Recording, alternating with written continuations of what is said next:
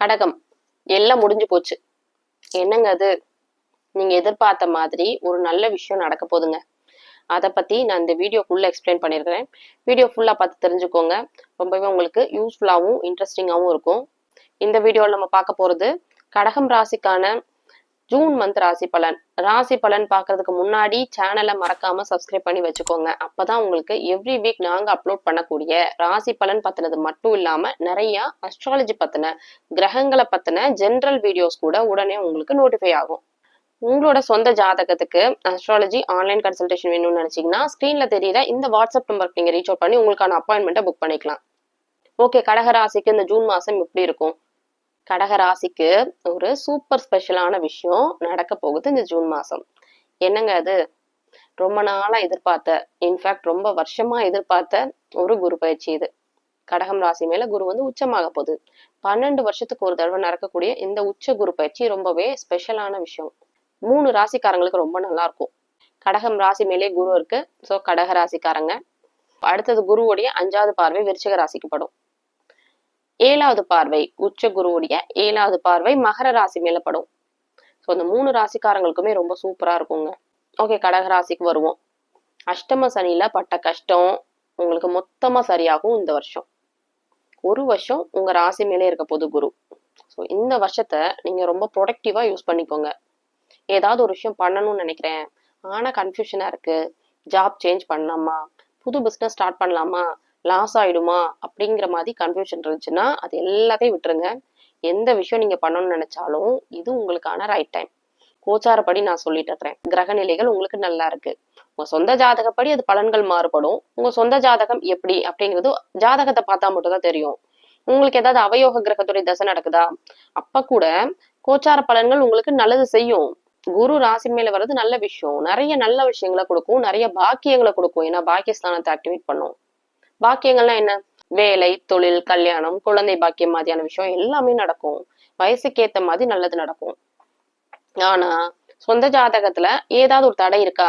தடைனா என்ன அப்படின்னா, நிறைய பேர் இதை பத்தி நீங்க அவேரா இருக்க மாட்டீங்க. உங்க ஜாதகத்துல யோக தசை போகுதா இல்ல அவயோக தசை போகுதா, அதை முக்கியமா பார்க்கணும். அது என்னங்க தசை அப்படின்னா, சர்டைன் பீரியட் நடக்கும். உங்களுக்கு அவயோக கிரகம்னு சொல்லக்கூடிய 6-8 அதிபதிகளுடைய தசை நடக்கக்கூடாது. உங்களுக்கு யோக கிரகத்துடைய தசை நடக்கணும்.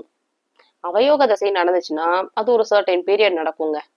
குரு தசைனா 16 இயர்ஸ், சனி தசைனா 19 இயர்ஸ்.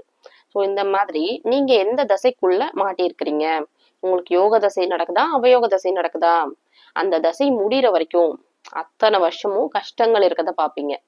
இருந்தா கூட இந்த கோச்சார பலன்கள் உங்களுக்கு நல்லதை கொடுக்கும். ஏன்னா ராசி மேல குரு வருது. ஆனாலும் உங்களுக்கு குரு கொடுக்கக்கூடிய 100% பெனிஃபிட்ஸை ஒரு 50% லிமிட் பண்ணிரும் உங்க சொந்த ஜாதகத்துல இருக்கக்கூடிய அவயோக தசை. யோக தசை தான் உங்களுக்கு போயிட்டு இருக்குன்னா இந்த குரு பயிற்சி உங்க ராசி மேல நடக்கிறதுனால உங்களுக்கு எக்ஸ்ட்ராடினரியா இருக்கும். ஓகே, ராசி மேல குரு வந்து உச்சமாக போகுது. இந்த 2026 இந்த குரு பயிற்சியில இருந்து ஒரு வருஷம் நீங்க கால்குலேட் பண்ணிக்கலாம். அதுக்கப்புறமுமே நல்லா இருக்கும். ஏன்னா தனஸ்தானத்துக்கு வரும், சிம்ம ராசி மேல வரும். இந்த ஒரு வருஷம் ராசி மேலே இருக்க போகுது. நிறைய நல்ல விஷயங்களை எதிர்பார்க்கலாங்க. லாஸ்ட் இயர் பாத்தீங்கன்னா கடகராசிக்காரங்களுக்கு சிறப்பா இல்ல. அஷ்டம சனியில இருந்த கஷ்டங்கள் இல்ல, இருந்தாலும் உங்களுக்கு சில குறைகள் இருந்தது உண்மைதான். ஏன்னா ராசிநாதன் பாத்தீங்கன்னா சந்திரன் 2.25 நாளைக்கு ஒரு தடவை பயிற்சி ஆகக்கூடிய கிரகம்.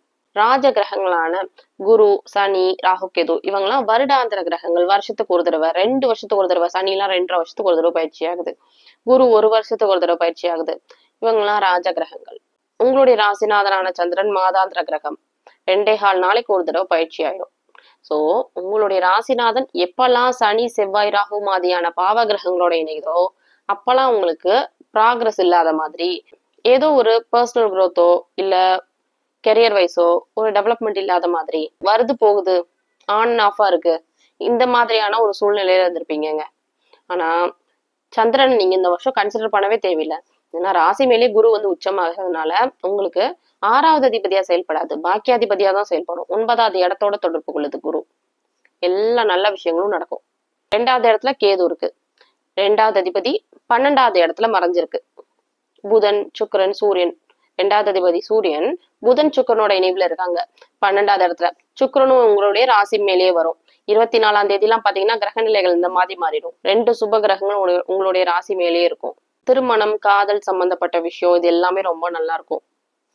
இப்போ அஷ்டம சனி எல்லாம் நிறைய பேருக்கு கடகராசிக்காரங்களுக்கு செப்பரேஷன் மாதிரியான விஷயம் நடந்திருக்கும். ஒரு லவ் ரிலேஷன்ஷிப்ல இருக்கீங்க அப்படின்னா உங்களுக்கு பிரேக்கப் நடக்கிறது, கணவன் மனைவி உறவுல ஒரு பிரிவு இதெல்லாம் நடந்திருக்கும் அஷ்டம சனியில ஒரு 3 வருஷம் முன்னாடி. ஆனா இந்த வருஷம் உங்களுக்கு திருமணம் சம்பந்தப்பட்ட விஷயங்கள் ரொம்பவே நல்லா இருக்கும். இதுக்கு முன்னாடி பிரிஞ்சிருந்த கணவன் மனைவி ஒண்ணு சேர்றது, திருமணம் ஆகாதவங்களுக்கு திருமணம் ஆகிறது, காதல் சம்பந்தப்பட்ட விஷயங்கள் ரொம்ப நல்லா இருக்கும். அது இந்த ஜூன் மாசம் எல்லாம் பாத்தீங்கன்னா காதல் திருமணம் மாதிரியான விஷயங்கள்லாம் கூட நடக்கும். அடுத்தது ராசிக்கு 3வது அதிபதியான புதன் வந்து 12வது இடத்துல ஆட்சியாயிருக்கு. முயற்சி, புகழ், கீர்த்தி இதெல்லாத்தையும் குறிக்கக்கூடிய ஸ்தானம். இது எப்படின்னா புகழ் சம்பந்தப்பட்ட விஷயங்கள் நடக்கும். ஒரு சினிமா துறையில இருக்கிறவங்க, அரசியல்ல இருக்கிறவங்க எல்லாருக்கும் புகழ் கிடைக்கிறது இதெல்லாம் நடக்கும். இளைய சகோதர உறவு ரொம்ப நல்லா இருக்கும். சகோதரனால உதவி மாதிரியான விஷயம் நடக்கும். அடுத்தது ராசிக்கு 4வது அதிபதியான சுக்கிரன் ராசி மேலே வர்றதுனால வீடு வாகனம் சம்பந்தப்பட்ட விஷயத்துல உங்களுக்கு ஆசை இருக்கும். வீடு வாகனம் சம்பந்தப்பட்ட விஷயங்கள் உங்களுக்கு அமையும். எல்லா விதமான பாக்கியங்களையும் கொடுக்கும் சுக்கிரன். குருவும் உங்களுடைய பாக்கிய ஸ்தானத்தை தொடர்பு கொள்ளுது. ஆசைப்படுற எல்லா நல்ல விஷயங்களும் நடக்குங்க. கல்வி சம்பந்தப்பட்ட விஷயம், இதுக்கு முன்னாடி கல்வியில இருந்த மந்த நிலையெல்லாம் உங்களுக்கு சரியாயிடும். அரியர்ஸ் வச்சிருக்கிறவங்களுக்கு எல்லாம் பாத்தீங்கன்னா கடகராசிக்காரங்களுக்கு இந்த வருஷம் ரொம்ப சூப்பரான வருஷமா இருக்கும். படிச்சுட்டு இருக்கக்கூடிய ஸ்டூடெண்ட்ஸ்க்கு ரொம்ப ஒரு நல்ல பெனிஃபிஷியலான ஒரு மாசமா அமைஞ்சிருக்கு. ஸோ 21ஆம் தேதி ராசிக்கு 5வது அதிபதியான செவ்வாய் 11வது இடத்துக்கு வருது. 5வது இடத்தையே தொடர்பு கொள்ளுது. குழந்தைகளால ஆதாயம், ஆண் குழந்தைகளால ஆதரவு மாதிரியான விஷயம் நடக்கும். அடுத்தது ராசிக்கு 6வது அதிபதினு சொல்லக்கூடிய குரு ராசி மேலேயே உச்சமாயிருக்கு. 6வது அதிபதி உச்சமாயிடுச்சு, எங்களுக்கு கடன் நோய் மாதிரியான விஷயங்கள் இருக்குமா அப்படி கேட்டீங்கன்னா சுப பலன்களை செய்யும். அகைன் இது 6வது இடத்தோட குரு தொடர்பு கொள்ளல, பாக்கியஸ்தானத்தோட தொடர்பு கொள்ளுது. 9வது இடத்தை தான் பார்வையால தொடர்பு கொள்ளுது. லாஸ்ட் இயர்லாம் பாத்தீங்கன்னா கடகராசிக்காரங்களுக்கு அஷ்டம சனி முடிஞ்ச உடனே அப்பா விஷயத்துல சில குறைகள் இருந்திருக்கும். அப்பாவால ஆதரவு இல்ல, அப்பா கூட பேச முடியல, அப்பாவுக்கும் எனக்கும் கருத்து வேறுபாடு, அப்பாவுடைய உடல்நிலை சரியில்லை, இந்த மாதிரியான விஷயம்லாம் நடந்திருக்கும். இது எல்லாத்தையும் இந்த குருவுடைய பார்வை சரி பண்ணும். ஏன்னா 9வது இடத்துல இருந்த சனி பாத்தீங்கன்னா இந்த விஷயங்களை செஞ்சிருக்கும். அப்புறம் பூர்வீகம் சம்பந்தப்பட்ட விஷயமும் கூட. வெளிநாட்டுல இருக்கிறவங்களால லாஸ்ட் இயர் பாத்தீங்கன்னா சொந்த ஊருக்கு போகவே முடிஞ்சிருக்காது. சொந்த ஊர்ல இருந்து வந்த தகவல்கள் நல்லதா இருக்காது. ஸோ எல்லாத்தையுமே சரி பண்ண போது இந்த குரு பயிற்சி. குருவுடைய பார்வை ஜூன் 2க்கு அப்புறம் பாகிஸ்தானத்துல படும். தந்தை, பூர்வீகம் இது எல்லாமே உங்களுக்கு நல்லா இருக்கும். பூர்வீகத்துல சொத்து வாங்குறது மாதிரியான விஷயம்லாம் கூட நடக்கும். 6வது அதிபதி குரு உச்சமாகுது. வேலை இல்லாத கடகராசிக்காரங்களுக்கு எல்லாம் புதுசா வேலை கிடைக்கிறது மாதிரியான விஷயம்லாம் நடக்கும். அடுத்தது ராசிக்கு 7வது இடம். 7வது அதிபதி சனி. 7வது அதிபதியான சனி நல்லா ஸ்ட்ராங்கா குருவுடைய வீட்டுல குரு பார்வையிலே இருக்கு. 7வது இடத்துக்கு உச்ச குருவுடைய பார்வை கிடைக்குது. தொடர்ந்து திருமண பாவகங்கள்லாம் ஆக்டிவேட் ஆகுது பாருங்க. இந்த வருஷம் ஃபுல்லா திருமண ஸ்தானம் 7வது இடம். அடுத்தது 2வது இடத்துக்கே குரு வந்துடும், அது குடும்பஸ்தானம். சோ இந்த தொடர் சுபத்தன்மை பாத்தீங்கன்னா கடகராசிக்காரங்களை குடும்ப வாழ்க்கைக்குள்ள இன்வால்வ்டா வைக்கும். ஏன்னா தொடர் சுபத்துவம் 7வது இடம் 2வது இடம் இதெல்லாம் குடும்பம் சம்பந்தப்பட்ட ஸ்தானங்கள் ஆக்டிவேட் ஆகுது. தொடர்ந்து கூட்டு தொழில் பண்றவங்களுக்கு சூப்பரான மாசமா அமைஞ்சிருக்குங்க. மனைவி வழி சொத்து கிடைக்கிறது, கணவன் வழி சொத்து கிடைக்கிறது, மனைவி பேர்ல புதுசா தொழில் தொடங்குறது, மனைவி வழி சொந்தக்காரங்களால ஆதாயம், இந்த மாதிரியான விஷயம்லாம் நடக்கும். அகைன் உங்க கூட்டு தொழில் உங்களுக்கு செட் ஆகுமா அப்படிங்கிறது உங்க ஜாதகத்தை நீங்க வெரிஃபை பண்ணிக்கணும். 8வது அதிபதி சனி நல்லா ஸ்ட்ராங்கா தான் இருக்கு. 8வது இடத்துக்கு எந்த ஒரு சுப தொடர்பும் இல்லை. இருந்தாலும் 8வது அதிபதி நல்லா இருக்கிறதுனால வெளிநாடு சம்பந்தப்பட்ட தொடர்புகள் உங்களுக்கு நல்லாவே இருக்கும். வெளிநாட்டுக்கு போகணும்னு நினைக்கிறவங்க கூட போகலாம். ஓகே, நான் 9வது இடத்தை பத்தி ஆல்ரெடி சொல்லிட்டேன். பூர்வீகம் சம்பந்தப்பட்ட விஷயங்கள் எல்லாமே நல்லா இருக்கும். 10வது இடம் 10வது அதிபதியான செவ்வாய் நல்லா ஸ்ட்ராங்கா தான் இருக்கு.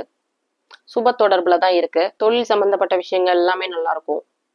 அடுத்தது 11வது அதிபதி 11வது அதிபதியான சுக்கிரன் 12வது இடத்துல இருக்கு. சூரியனோட இணைஞ்சிருக்கு.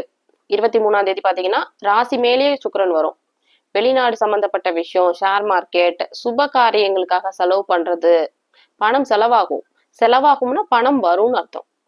பணப்புழக்கம் உங்க கையில இருக்கும். சுப செலவுகள் பண்றது, திருமணம், கல்வி சம்பந்தப்பட்ட விஷயம், இதுக்காக உங்களோட பணத்தை செலவு பண்றது, புதுசா தொழில் தொடங்குறதுக்காக இன்வெஸ்ட் பண்றது, இந்த மாதிரியான சுப செலவுகள் இருக்கும். ஓவராலா கடகராசிக்காரங்களுக்கு நல்ல ஒரு மாசமாவே அமைஞ்சிருக்கு. கடகராசிக்காரங்களுக்கு எல்லாம் பாத்தீங்கன்னா நிறைய மூட் ஸ்விங்ஸ் ஆயிட்டே இருக்கும். ஏன்னா ராசிநாதன் எப்பெல்லாம் பலவீனம் ஆகுதோ, எப்பெல்லாம் சந்திரன் பலவீனமாகும், கிரகணம், அமாவாசை, தேய்பிறை, நீசம், இந்த மாதிரியான இடங்கள்ல இருக்கும் போது சந்திரன் பலவீனமாகும்.